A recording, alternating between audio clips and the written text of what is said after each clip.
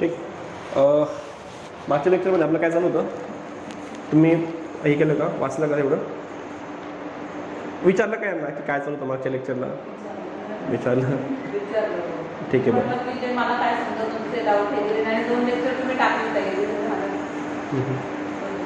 बरोबर. आज करावं लागेल ते, आज आलो असं आहे का? आपण नंतर हे करू, मग डिस्कस. ठीक आहे. तर आपण मागच्या लेक्चरला नवीन हे केलं होतं फक्त की प्लेस ऑफ इन्व्हेस्टिगेशन आणि प्लेस ऑफ ट्रायल काय असतं, बरोबर. की ट्रायलचं हे प्लेस काय असू शकतात. समजा आता एखादी ऑफेन्स ए ठिकाणी घडला, म्हणजे खेडला घडला, ठीक आहे, चोरीचा म्हणजे थेफ्ट. तर याची इन्व्हेस्टिगेशन आणि FIR तुम्ही कुठे लॉन्च करू शकता, बरोबर. तर कुठे कुठे करू शकतो आपण? खेडला. अजून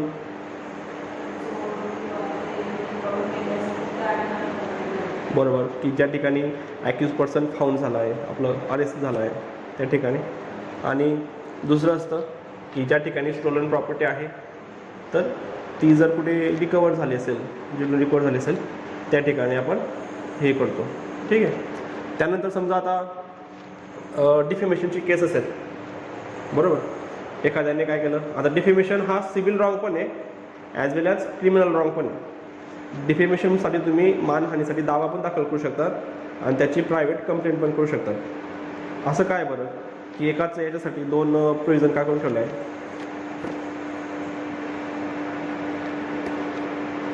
म्हणजे विचार करा बरं, आहे ना काहीतरी लॉजिक असेल ना याच्या मागे. डिफेमेशन आहे, तुम्ही 100 तुम्ही ऐकलं असेल की 100 कोटीचा मानहानीचा दावा दाखल केला आणि त्याची प्रायव्हेट कंप्लेंट पण करता येते याच्यामध्ये. असं का असेल सिव्हिलमध्ये पण आणि क्रिमिनलमध्ये पण? म्हणजे लॉजिक काय म्हणतं तरी, तुम्हाला काय वाटतं?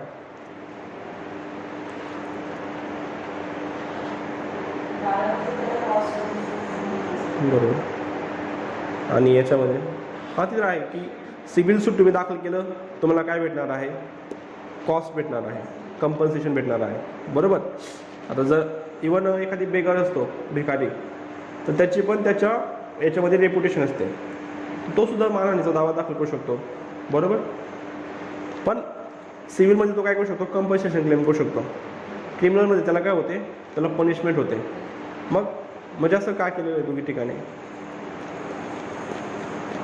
एखादी संपत्ती म्हणजे मी माझ्या हां सांगा ना. मी संपत्ती चोरीला गेली तर ते आपण भरून काढू शकतो, पण एखाद्याची इज्जत गेली तर ती कशी भरून काढणार? नाही, हा तिथं हे झालं की त्याच्यामागचं रिझन झालं काय की मानहानीसाठी, म्हणजे असं सिव्हिल आणि क्रिमिनल का करून ठेवलेलं आहे हे त्याचं रिझन झालं. पण असं बाय फॉरगेट का केलेलं आहे सिव्हिल पण आणि क्रिमिनल पण? एक साधं रिझन आहे त्याचं. हे बघा, समजा मॅडम आहेत, ठीक आहे. आता मॅडमने माझं डिफेमेशन केलं, बरोबर. आता मी काय केलं? कंपन्सेशन कशासाठी? तुमच्यावर दावा दाखल केला की कंपन्सेशन क्लेम करण्यासाठी, बरोबर. काय असेल 10-15 हजार रुपये तेवढे मी तुमच्याकडून क्लेम करून घेतले, ठीक आहे. आणि तुम्ही पैसेवाले आहात, तुम्हाला 10-15 हजार काय फरक पडत नाही. तुम्ही सेकंड टाईम काय कराल? परत माझं डिफेमेशन करा, परत मी दावा दाखल करेल, तुमच्याकडून लगेच परत कंपन्सेशन घेऊन घेईल. तुम्हाला 10-15 हजार काय फरक पडणार नाही आहे. तुम्ही परत काय कराल? म्हणजे डिफेमेशन कराल. मग समजा आता एखादी पैसेवाला माणूस राहिला, बरोबर, मग त्याची संपत्तीमधून जर काही हिस्सा जातो आहे, त्याला काय फरक पडणार नाही. पण त्याला जर क्रिमिनल आपण याच्यामध्ये ठेवलं, जेलमध्ये गेला, पनिशमेंट भेटली 1-2 वर्षाची, तर तो निश्चितच त्याला घाबरेल ना, बरोबर आहे का नाही? तर याच्यासाठी सिव्हिल आणि क्रिमिनल हे करून ठेवलेलं आहे, ठीक आहे. लक्षात ठेवा. परत त्याला डिफेमेशनची केस कुठेही करू शकतो आपण. समजा कम्युनिकेशनने हे केलं असेल, एखाद्याने एखाद्याला व्हॉट्सअप मेसेज पाठवला इथून डिफेमेटरी, तर कुठे कुठे होऊ शकते? दोघी ठिकाणी होऊ शकते, जिथून सेंड केलेलं आहे आणि जिथं रिसीव्ह झालेलं आहे, बरोबर. समजा एखादी कंटिन्युइंग ऑफेन्स असेल की हे मध्ये एक खेड आलं, पुढे चिपळूण आलं, रत्नागिरी आलं आणि एखाद्या ट्रेनमध्ये एखाद्याला डिटेन केलं असेल तर अशा वेळेस तिघी ठिकाणी होऊ शकते, बरोबर, तर तो कंटिन्यू ऑफेन्स आहे ना. आता हे प्रोव्हिजन करून ठेवण्याचं ऑब्जेक्ट काय असेल बरं? हो, म्हणजे सगळ्यांपैकी एका ठिकाणी, म्हणजे एक तर तुम्ही खेडला करा, चिपळूणला करा किंवा रत्नागिरीला करा, तिघांपैकी एका ठिकाणी कुठे पण होऊ शकते. FIRचं बघा काय असतं की एक तर इथं FIR होईल, एक तर इथं FIR होईल, एक तर इथं FIR होईल. समजा हां नाही, आता लॉमध्ये सगळ्यात मोठं कन्फ्युजन काय असतं? कंप्लेंट आणि FIR. आपण काय बोलतो की मी पोलीस स्टेशनला जाऊन कंप्लेंट केली, बरोबर, पण तसं काय नसतं. कंप्लेंट फक्त मॅजिस्ट्रेटला होते. आपण जी कोर्टामध्ये, आपण जी पोलीस स्टेशनमध्ये देतो ती काय होते? इन्फॉर्मेशन लॉज होते. म्हणजे आपण कोर्टामध्ये काय करतो? कंप्लेंट देतो मॅजिस्ट्रेटच्या समोर, त्याला म्हणतो आपण कंप्लेंट फक्त, बरोबर. 2D मध्ये दिलेलं आहे complaint. What is mean by the complaint? The oral auditor information to the magistrate regarding any offence. नाही तसं. आता तुम्ही काय असतं की एखाद्या ऑफिसला तुम्ही दोन प्रकारे करू शकतात. एक FIR नोंदवू शकतात किंवा 190 खाली काय करू शकतात? कंप्लेंट देऊ शकतात, बरोबर. कंप्लेंट सगळीकडे होऊ शकते, सगळ्या ठिकाणी, तर तिथं FIR लॉज होते. तर आता समजा तुम्ही रत्नागिरीला करू शकतात FIR, किंवा चिपळूणला करू शकतात, किंवा खेडला करू शकतात. म्हणजे असं, म्हणजे तिघी ठिकाणी होईलच ॲट अ टाईम असं नाही, पण तिघांपैकी कुठे पण करू शकतात. पण काय झालं की जर खेडला पण झाली आणि चिपळूण रत्नागिरीला पण झाली, मग ही काय होऊन जाते? मल्टिपल FIRची केस होऊन जाते, बरोबर. म्हणजे any information regarding the same person, same occasion, म्हणजे एकाच व्यक्तीबद्दल, एकाच गुन्ह्याबद्दल, तर ही काय झाली? Multiple FIR. याच्यामध्ये काय असते प्रोसेस? मल्टिपल FIRमध्ये सांगितलं होतं बघा मी. मल्टिपल FIRचं काय होतं? त्याच्यामध्ये काय प्रोसेस असते? समजा जी पहिली कंप्लेंट आहे आणि जी सेक्शन 154चे जेवढे पण रिक्वायरमेंट आहेत ती जर फुलफिल करत असेल तर ती काय राहील? इनफोर्स राहील. आणि जी सेकंड FIR आहे ती काय होऊन जाईल? स्क्वॅश होऊन जाईल. ठीक आहे, हे झालं सगळं. तर याच्या मागचं रिझन काय असेल बरं की सगळीकडे होऊ शकतं? ऑब्जेक्ट काय असेल याच्या मागचा?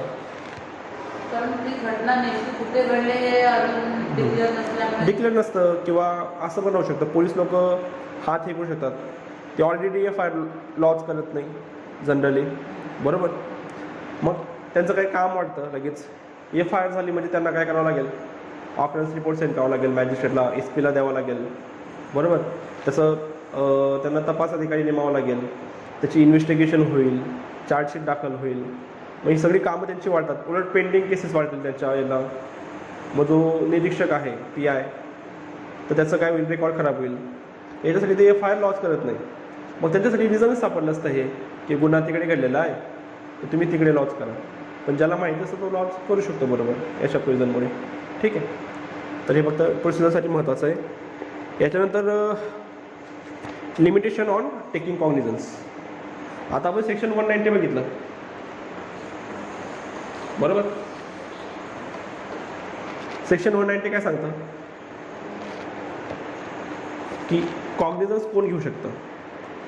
सेक्शन 190 मध्ये सप्लस 3 आहे ना, तर तो कंप्लेंटबद्दल बोलतो की मॅजिस्ट्रेट कॉग्निझन्स कशावर घेईल, कोणत्या आधारावर घेईल. आता टेकिंग कॉग्निझन्स ही कन्सेप्ट काय असते? कॉग्निझन्स घेणं म्हणजे काय? हां, मग इथं मॅजिस्ट्रेट दखल कोणाची घेतो? तर गुन्ह्याची घेतो, गुन्हेगाराची नाही घेत. Cognisance of offence, not a offender, बरोबर. मग तो कशावर घेतो कॉग्निझन्स? एक झालं तुमचं पोलीस रिपोर्टवर, की अंडर सेक्शन 173 खाली जो पोलीस रिपोर्ट दिलेला असतो त्याच्यावर काय घेतो? कॉग्निझन्स घेतो. सेकंड आहे on its own motion. On its own motion म्हणजे कसं की समजा जर कोर्टामध्ये जर खोटी ही दिली असेल, एव्हिडन्सेस दिले असेल 192 193 of IPC, giving false evidences and fabricating evidences, तर ते असतील तर अशा वेळेस स्वतःहून काय करू शकतो? कॉग्निझन्स घेऊ शकतो. आणि तिसरं काय आहे? On complaint. On complaint. ठीक आहे.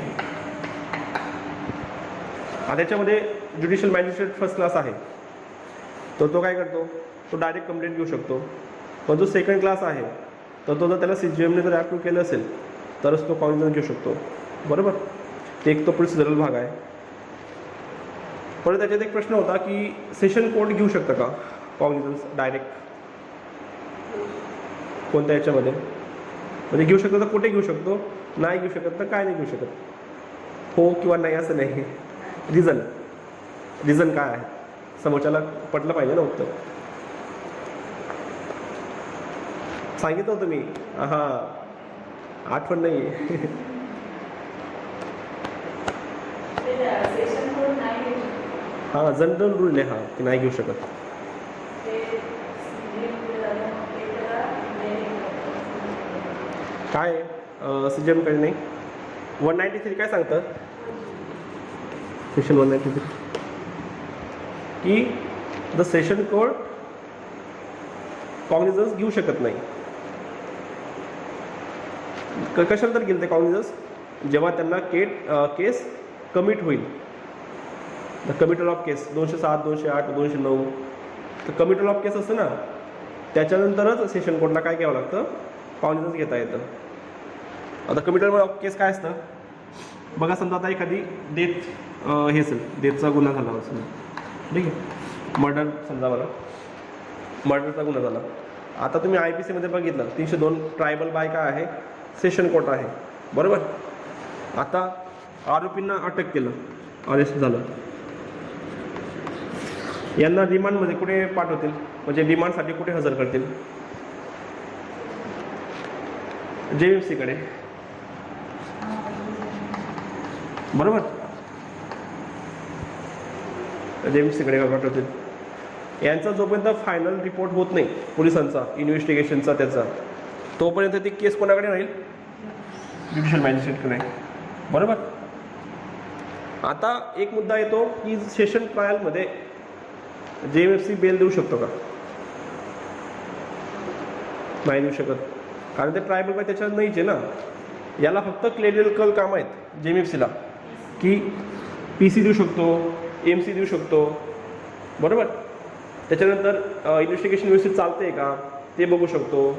आणि एकदाची इन्व्हेस्टिगेशन पूर्ण झाली म्हणजे फायनल रिपोर्ट किंवा त्याला आपण चार्जशीट म्हणतो, तो एकदाचा दाखल झाला तर सोबत सगळे डॉक्युमेंट उचलायचे आणि ते कुणाला द्यायचे, सेशनला. म्हणजे फक्त ते भारवाग कुली बोलतो ना, JMFC इज अ कुली. कशामध्ये, सेशन ट्रायलमध्ये. सगळी क्लेरिकल कामं आवरून सेशनला द्यायची आणि सांगायचं त्यांना की चालवा आता तुम्हाला काय करायचं ते. बरोबर. तर ही कामं JMFC करतो. तर जनरल रूल काय आहे की जे काही आपलं सेशन कोर्ट आहे तर ते डायरेक्ट कॉग्निझन्स घेऊ शकत नाही, पण त्याला एक्सेप्शन आहे. एक्सेप्शन काय, समजा जर तेच session court as a special court म्हणून जर ट्राय करत असेल एखादी मॅटर, NDPS किंवा ॲट्रॉसिटीज ॲक्टनुसार सेशन कोर्ट काय आहे तर ट्रायल कोर्ट असतं, मग ते ओरिजिनली काय करतं, डायरेक्ट कॉग्निझन्स घेतं. बरोबर. किंवा डिफेमेशन ऑफ हायर डिग्निटीज असतील, गव्हर्नर, प्रेसिडेंट, युनियन मिनिस्टर्स, याचं डिफेमेशन झालं असेल तर सेक्शन 340नुसार काय असतं, त्याची प्रोसेस दिलेली आहे सेक्शन 340मध्ये, की सेशन कोर्ट कसं चालवेल मॅटर. बरोबर. तर याच्यानुसार काय होते, यांची प्रोसेस चालू होते. तर हा झाला तुमचा जनरल रूल 190मध्ये. लक्षात ठेवा आता की मॅजिस्ट्रेट काय करू शकतो, कॉग्निझन्स घेऊ शकतो डायरेक्ट. बरोबर. यानं ठीक आहे. पण याला एक्सेप्शन आहेत. आपण 2 एक्सेप्शन आहेत त्याला. एक सेक्शन 195 तर 200 पर्यंत एक एक्सेप्शन दिलेलं आहे. सेक्शन 195 तर 200 पर्यंत, 199 पर्यंत असेल ते. ठीक आहे. तर याच्यामध्ये काही प्रोसिजरल पार्ट दिलेला आहे की तो झाल्याशिवाय मॅजिस्ट्रेट त्याचं हे घेणार नाही, कॉग्निझन्स घेणार नाही. बरोबर. आणि दुसरा आहे 467 म्हणजे ऑनवर्ड्स. याच्यामध्ये काय टाईम लिमिट आहे दिलेलं की एका सर्टन पिरियड नंतर काय होऊ शकते, एका सर्टन पिरियड नंतर जर तुमचं जर फायनल रिपोर्ट त्याचा पुढे आला नाही तर काय होणार नाही, कोर्ट त्याचं कॉन्फिडन्स घेणार नाही. FIR लॉस होऊ शकते, बरोबर. FIR लॉस करण्यासाठी टाईम ड्युरेशन नाही आहे.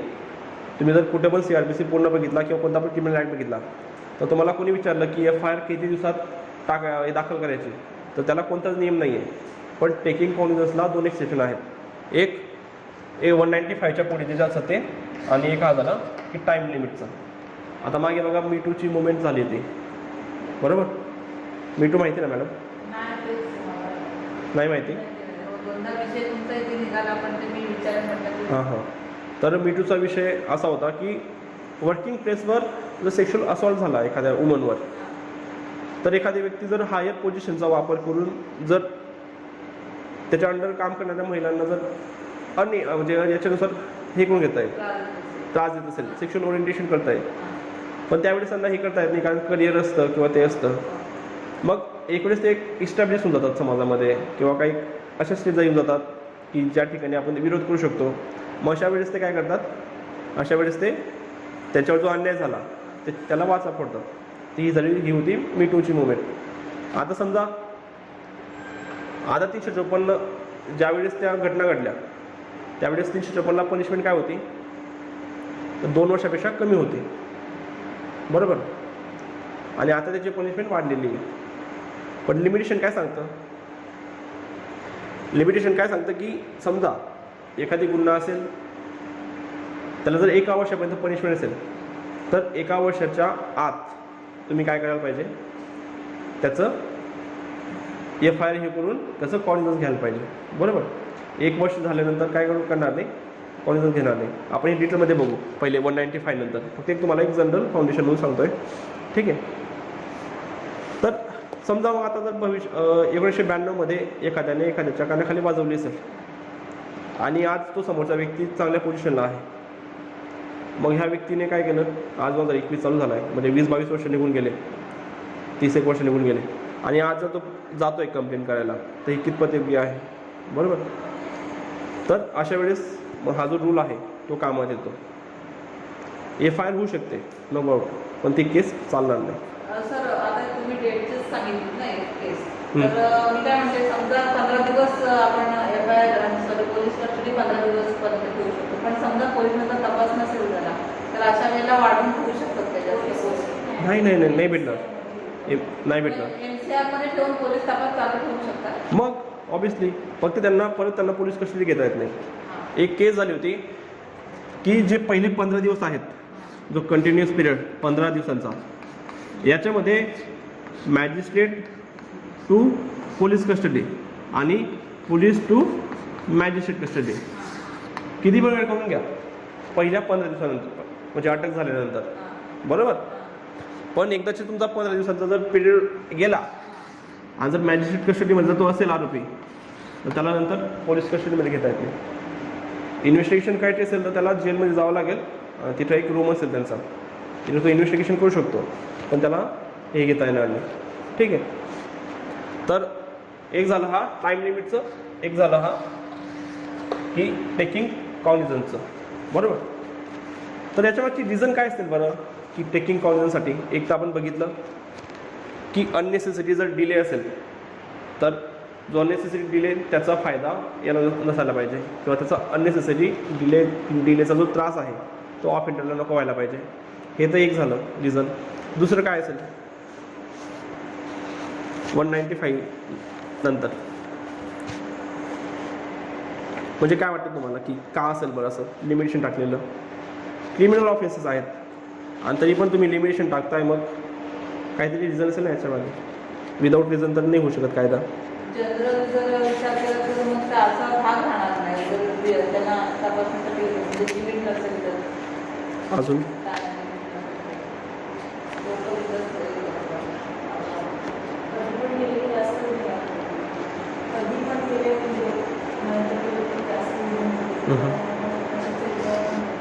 बरोबर मॅडम. आणि गुन्हेगार पण वृद्ध असेल.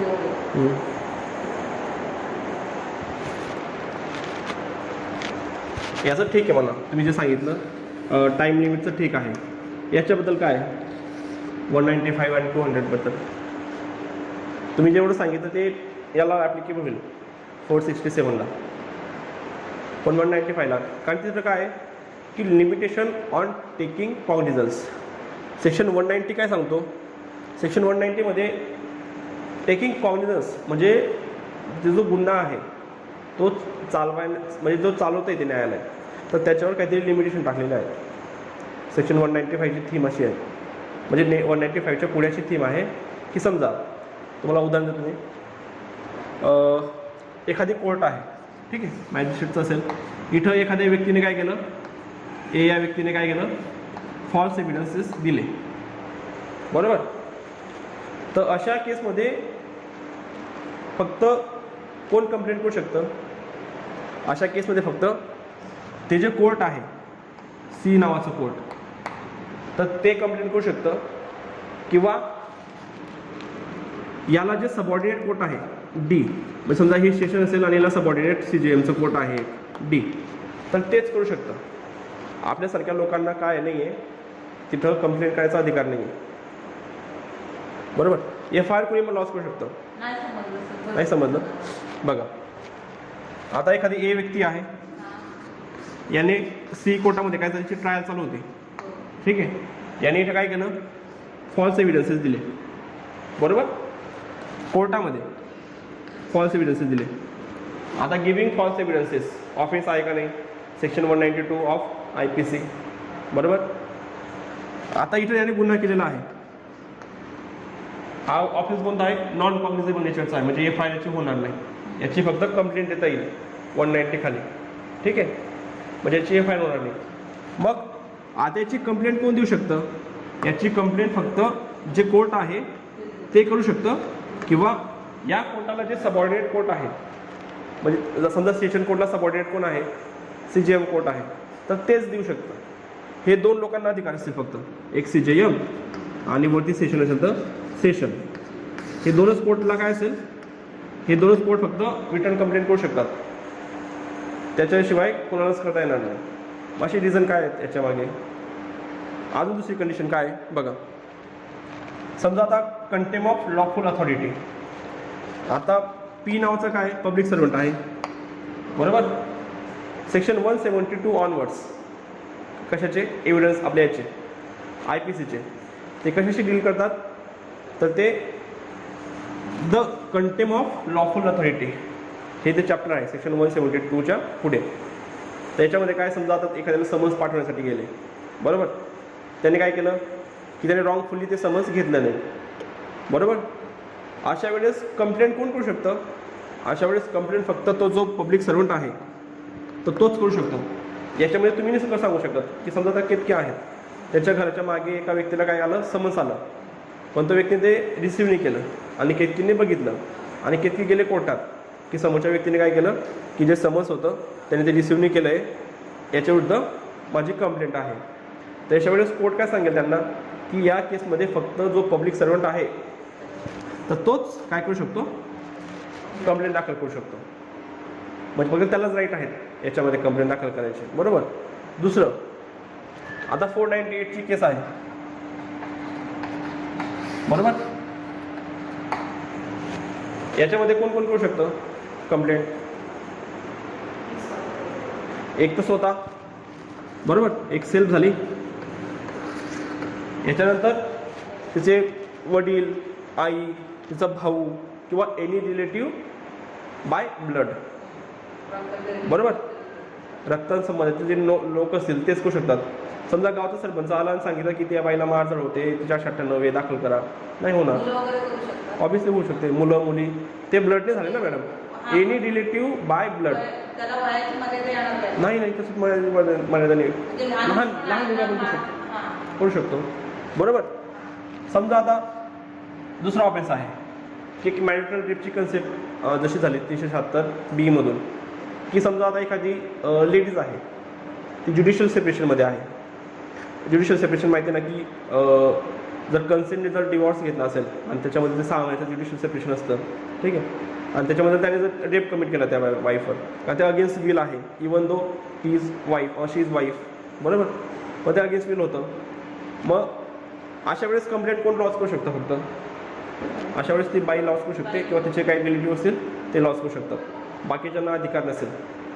मग काहीतरी लॉजिक असेल ना याच्या मागे, काहीतरी रिझन असतील ना. तर प्रत्येकाचं एक वेगवेगळं रिझन आहे. दुसरं अजून बघा, याचं सेक्शन काय आहे? कॉन्स्पिरसीचं, अबेटमेंट आणि कॉन्स्पिरसी.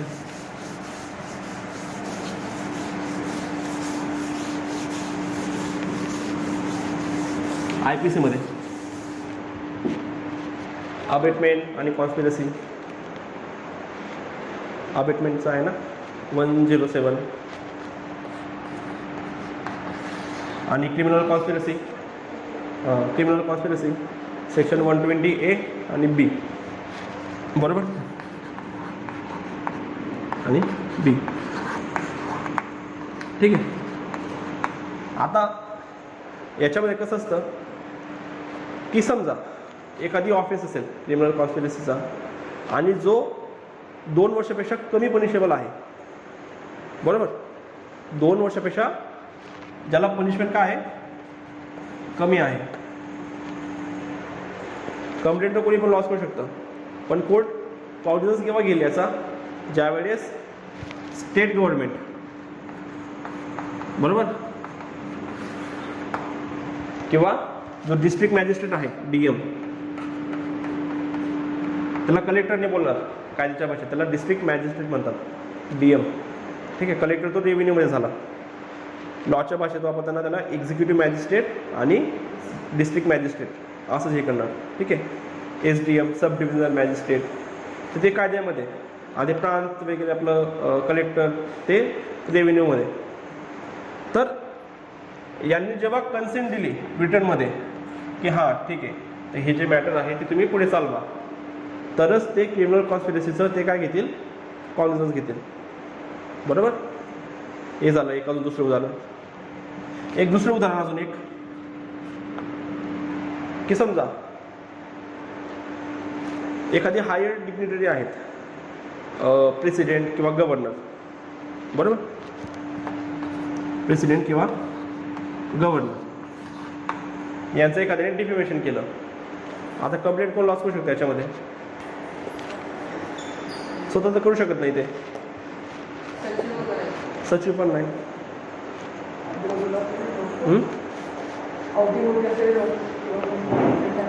काय मॅडम ऐकून आलं? ते पण नाही करू शकत. त्याला टाइम लिमिट पण आहे इथं दिलेलं, म्हणजे सुमोटो पण नाही. म्हणजे इंटरेस्टिंग आहे खूप. वाचलं ना आपल्याला खूप हे वाटतं. तुम्ही कसं काय मी जेव्हा पुस्तक वाचते ते असं लक्षात नाही ना. हां, ते वाचून तुम्हाला कळेल बरोबर. एकदाचं पण वाचायचं. हो. कोण करू शकतं बरं याच्यामध्ये तरी अंदाजे? तुम्हाला काय वाटतं ते? नाही. याच्यात फक्त पब्लिक प्रॉसिक्युटर जो आहे PP, तर फक्त हाच कंप्लेंट करू शकतो आणि विदिन 6 मंथ. आता समजा जानेवारीमध्ये तुम्ही प्रेसिडेंटला शिव्या घातल्या होत्या, तर आता PP आत्ता त्याला जाग आली आणि त्याने आता जर कंप्लेंट केली, आता ती चालणार नाही. तर विदिन 6 मंथ, बरोबर. आणि ती पण कोण करू शकता? फक्त PP करू शकतो. ह्या काही कन्सेप्ट आहेत. अजून सेक्शन 195 आहे, 195A. एखादी विटनेस असेल तिकडे पण 195A आहे याच्यामध्ये IPC मध्ये, की जो विटनेस असतो त्याला पण थ्रेट देतोय. तर अशामध्ये कंप्लेंट कोण दाखल करेल? फक्त की कॉग्निझन्स केव्हा घेईल कोर्ट? फक्त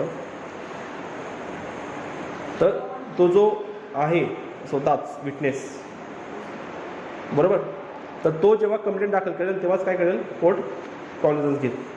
ठीक आहे. तुम्हाला कन्सेप्ट कळले आता व्यवस्थितपणे सगळे. आता प्रोव्हिजन बघा. प्रोव्हिजन काय सांगतं? बेरा काढलं तुम्ही?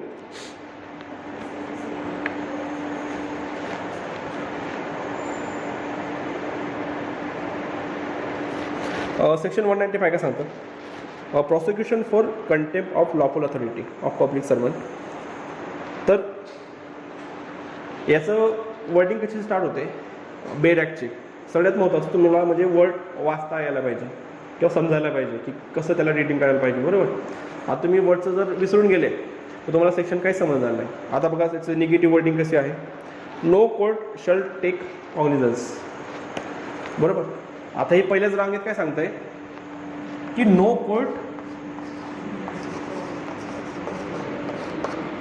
शल टेक कॉग्निझन्स, म्हणजे कोणताही कोर्ट काय करणार नाही, कॉग्निझन्स घेणार नाही. पण कशाचं, मग त्याच्या खाली ते offence of any offence punishable under section 172 to 188 हे कंटेम ऑफ लॉफुल अथॉरिटी. हे ते सेक्शन आहेत IPCचे, सेक्शन 172. एक झालं. दुसरं of any abetment attempt of such offences, एखादी अटेम्प्ट असेल किंवा अबेटमेंट असेल त्या ऑफेन्सेसचा. ऑर एनी क्रिमिनल कॉन्स्पिरसी, तर त्याच याच्याबद्दल सेक्शन 172 to 188, बरोबर. आणि त्याच्यामध्ये बेरॅकमध्ये काय सांगितलेलं आहे की बोथ आर इन्क्लुझिव्ह. आता इन्क्लुझिव्हचा काय अर्थ होतो याच्यामध्ये, बरोबर. तर फक्त आणि फक्त ह्याच सेक्शनमध्ये, बरोबर. इन्क्लुझिव्ह म्हणजे फक्त ह्याच सेक्शनला याला मर्यादित ठेवायचं. क्रिमिनल लॉ काय असतो, आता इंटरप्रिटेशनचे रूल कसे आहेत की जो क्रिमिनल ऑफेन्स आहे, बरोबर, एखादी सोशिओ लिगल लेजिस्लेशन असेल तर त्याचं इंटरप्रिटेशन कसं करायचं की जास्तीत जास्त लोकांना फायदा होईल याप्रमाणे. फॉर एक्झाम्पल तुमचं कॉन्स्टिट्यूशन आर्टिकल 21 किती वर्डचं आहे, फक्त 10-12 वर्डचं सेक्शन आहे. The state shall not deprive to any person of his life and personal liberty except the process established by law. आता प्रोसेस इस्टॅब्लिश बाय लॉ आपण हे काय फक्त एक वर्ड केलेलं आहे. आता हे आपण कुठून घेतलं, अमेरिकेमधून घेतलं. त्यांचं काय आहे, due process establish by law. आपण फक्त काय केला की हा ड्यू जो वर्ड आहे तो आपण गाळून टाकला. आता प्रोसेस इस्टॅब्लिश बाय लॉ आणि due process establish by law दोघी तर आपल्याला वाटतात, पण दोघांमध्ये काय फरक काय मग नेमका. आणि प्रोसेस इस्टॅब्लिश बाय लॉ म्हणजे मॅडम म्हणजे तुम्हाला काय वाटतंय, असं नाही की तुम्ही ॲक्च्युअल उत्तर दिलं पाहिजे, पण काय नेमकं फरक बघा. एका हा ड्यू वर्डमध्ये काय झालं, हां आता मिसा कायदा होता, maintenance of internal security act, मिसा भारती आहे ना एक, तर त्या मिसाच्या कायद्यामध्येच मिसा भारतीचा जन्म झाला होता. त्याच्यामुळे लालू सध्या यादवने काय केलं, त्याचं नाव मिसा ठेवून दिलं. तर मिसा कायदा काय होता की कोणाला पण तुम्ही विदाऊट कॉज अरेस्ट करू शकतात, बरोबर, प्रिव्हेंटिव्ह अरेस्ट करू शकतात. आता ही काय झाली, प्रोसेस इस्टॅब्लिश बाय लॉ झाली. प्रोसेस आहे इस्टॅब्लिश बाय लॉ आहे, पण due process establish by law काय की ड्यू म्हणजे एका ड्यू वर्डमुळे काय झालं, याच्यामध्ये नॅशनल जस्टिसचे तुमचे एलिमेंट येऊन गेले. नॅशनल जस्टिसचे एलिमेंट कोणते की ऑडिओ ट्रम पार्टम, की हर्ट अनदर साईड, समोरच्याचं म्हणणं ऐकून घ्या, त्याला रिजनेबल आणि फेअर तुम्ही हे करा, ट्रायलची फेअर असायला पाहिजे. नंतर पुढे की त्याच्या जे केसमध्ये तोच जज नसायला पाहिजे, बरोबर. हा एका ड्यूमुळे काय होऊन गेलं की त्याचा पूर्ण आर्टिकलचा काय झाला, अर्थ चेंज झाला, बरोबर. आता हा ड्यू वर्ड आधी आहे का तिथं, नाही आहे, ते कोर्टाने इंटरप्रिट केलं, तो सोशिओ लिगल तुमचा लॉ झाला. पण क्रिमिनल लॉ इंटरप्रिट करताना कोर्टाला फक्त काय असतं, कोर्टाने फक्त त्याच स्टॅटिक पुरतं मर्यादित राहायला पाहिजे. कारण क्रिमिनल लॉमुळे काय होतं, एखाद्या व्यक्तीची पर्सनल लिबर्टी काय होते की आपण कर्टेल करू शकतो. त्याच्यामुळे जेवढं कायद्यात दिलेलं आहे तर तेवढंच त्याने काय करायला पाहिजे, इंटरप्रिट करायला पाहिजे. त्याच्यामुळे हा जो वर्ड आहे इन्क्लुझिव्ह तो आलेला आहे, बरोबर. इंटरप्रिटेशनचा आपण काय सांगतो, the criminal law shall be interpret in strict way. जेवढं दिलेलं आहे तेवढंच तुम्ही घ्या, तिथं बाकीचं आगोपणा करायची गरज नाही, बरोबर. मग तुम्ही ड्यू आणा किंवा काय आणा, काय संबंध नाही, जेवढं सांगितलेलं आहे तेवढंच हे करायचं, ठीक आहे. हा झालं तुमचा इन्क्लुझिव्ह. आणि क्रिमिनल लॉचा अजून दुसरा नियम असतो की क्रिमिनल लॉ जो आहे, आता कायदे कसे असतात, दोन प्रकारचे असतात की एक रेट्रोस्पेक्टिव्ह आणि एक असतो प्रॉस्पेक्टिव्ह. बरोबर. रेट्रॉस्पेक्टिव्ह कायदा म्हणजे आता समजा ही आज डेट आहे 10. रेट्रॉस्पेक्टिव्ह म्हणजे लास्टपासून चालू होणार आहे आणि प्रॉस्पेक्टिव्ह म्हणजे पुढून चालू होणार आहे. कायद्याचे दोन प्रकार, एक रेट्रॉस्पेक्टिव्ह आणि प्रॉस्पेक्टिव्ह. रेट्रॉस्पेक्टिव्ह म्हणजे आज कायदा अमेंड झाला, अमेंड म्हणजे आज अंमलात आला, म्हणजे आज बनवला गेला, आज पास झाला आणि तो इफेक्ट केव्हापासून राहील त्याचं मागून राहील, म्हणजे मागच्या वर्षापासून 19 पासून. कायदा अस्तित्वात केव्हा आला आहे, आज आला आहे, पण तो केव्हापासून लागू होत आहे 19 पासून. आणि काय झालं रेट्रॉस्पेक्टिव्ह इफेक्ट. क्रिमिनल लॉ कधीच रेट्रॉस्पेक्टिव्ह ॲप्लिकेबल होत नाही, फक्त आणि फक्त सिव्हिल लॉज तेच फक्त रेट्रॉस्पेक्टिव्ह करू शकतो आपण. बरोबर. आर्टिकल 20 काय सांगतं, no ex post facto law, म्हणजे जे क्रिमिनल लॉ आहेत ते रेट्रॉस्पेक्टिव्ह कधीच ॲप्लिकेबल होणार नाही, फक्त आणि फक्त कोणते सिव्हिल लॉ तुम्ही करू शकतात. ठीक आहे. आणि प्रॉस्पेक्टिव्ह म्हणजे काय की आज 10 आहे तर मग तुम्ही आजपासून लागू करा किंवा उद्यापासून लागू करा किंवा भविष्यात लागू करा, काय प्रॉब्लेम नाही. ठीक आहे. तर हे इंटरप्रिटेशनचे नियम इन्क्लुझिव्ह झालं. पुढे काय सांगतं, एक्सेप्ट. आता सरळ दिलेलं की एक्सेप्ट. वरती काय झालं तुमचा जनरल रूल, नो कोर्ट, हे तुमचा जनरल रूल झाला. याचे कंटेंट काय आले, कंटेंट आला हा सेक्शन 172 आणि ह्या जनरल रूलला एक एक्सेप्शन, ते एक्सेप्शन खाली. बरोबर. आता खालची ओढ नसेल तर हा काय होऊन गेला तुमचा जनरल रूल होऊन गेला. आता एक्सेप्शन काय आला की except on the complaint in writing on the public servant concern or the some other public servant to whom he is administratively subordinate. म्हणजे की फक्त तो स्वतः, की जो पब्लिक सर्वंट आहे तो. ठीक आहे. आणि किंवा तो ज्याला सबऑर्डिनेट आहे. आता काय सांगतं बघा वर्ड की other public servant to whom he is administratively subordinate. To whom म्हणजे ज्याला तो सबऑर्डिनेट आहे तो. आता इथं जनरल जर एखाद्याला वाचायला सांगितलं तर तो काय वाचेल की त्याचा जो सबऑर्डिनेट ऑफिसर आहे खालचा. बरोबर. आता हेड मास्टर आहे, त्याच्या खाली कोण आहेत, शिक्षक आहेत, मग शिक्षक करू शकतात, असं नाही. टू हुम तर जो वरचा जो व्यक्ती आहे. बरोबर. तर बेडॅक वाचायचं हीच टेक्निक असते की जर तुम्ही जनरल वाचून गेले तुम्हाला काहीच कळत नाही, पण तुम्ही वर्डच्या वर्ड हे केलं पाहिजे. तर तो ज्याला सबऑर्डिनेट आहे तो व्यक्ती, तर तो काय करू शकतो, फक्त तो कंप्लेंट रिटर्न कंप्लेंट करू शकतो. ठीक आहे. अजून बाकीचं खूप सारं आहे, पण तुम्ही बेडॅक घेऊन या.